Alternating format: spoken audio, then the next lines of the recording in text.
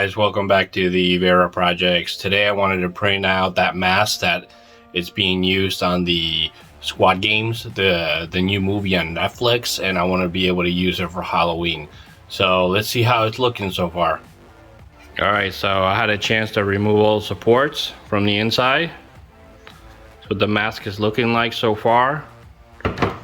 I even printed out the little screens.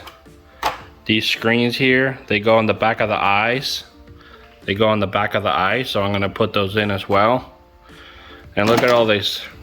It printed a much better when I printed it like this, in this position. I've noticed I'm using GST 3D filament. The black filament came out much easier and it printed much better than the white filament. For some reason, I wanted to do a white one, but the black one came out better. So let's see how it looks when I put it on. Okay, so here you go, it's a finished mask.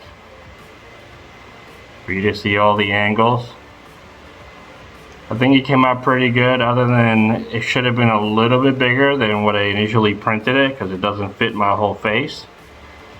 But I think it's pretty good for the Halloween. So go ahead and subscribe to the Vera Projects, and I'll see you next time.